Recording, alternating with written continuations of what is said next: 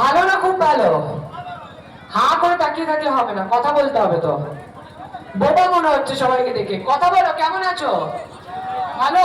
তুমি তুমি হ্যাঁ ভালো আছো? বলো হ্যাঁ।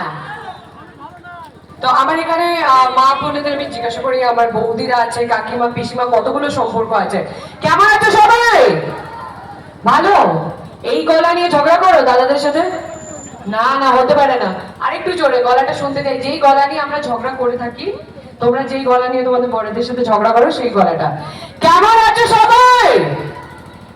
আচ্ছা চলো, এটা তো এত লজ্জা।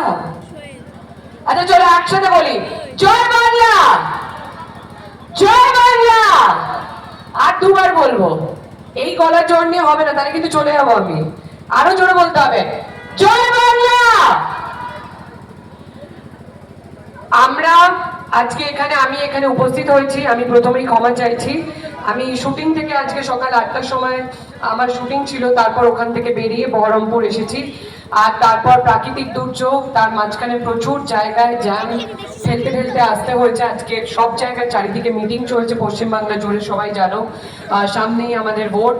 সো এত হাই ভোল্টেজ ইলেকশন, আর সেখানে 2026-এ আজকে আমার এটা প্রথম আমি ক্যাম্পেনিং শুরু করলাম, কারণ আমার শুটিং চলছিল পরপর।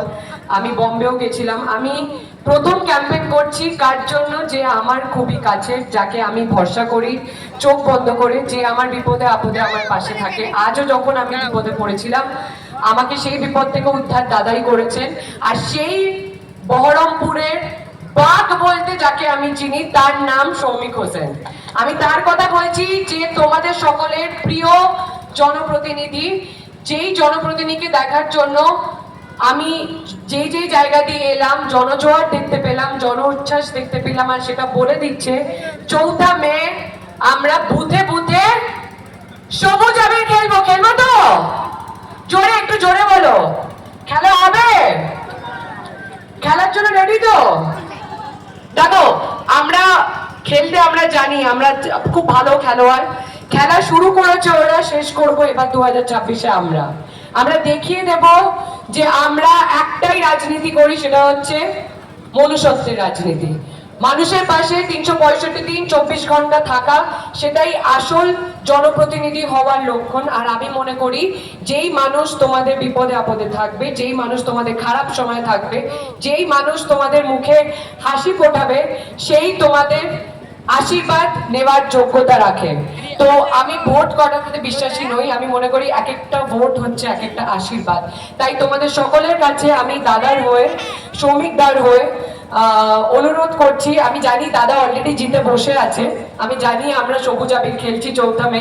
তাও আমার কর্তব্য, আমি তোমাদের কাছে বলছি, 23শে এপ্রিল 1 নম্বর বোতাম টিপে জোড়াফুল চিহ্নে ভোট দিয়ে মমতা ব্যানার্জি, আমাদের বাংলার নারী শক্তি, আমাদের বাংলার অগ্নিকন্যা, তার হাত শক্ত করার জন্য বিপুল ভোটে জয়যুক্ত করুন সৌমিক হোসেনকে। সবাইকে সবাইকে ভালো রাখো, সবাই ভালো থাকো, আর সবাই একসাথে জয় বাংলা।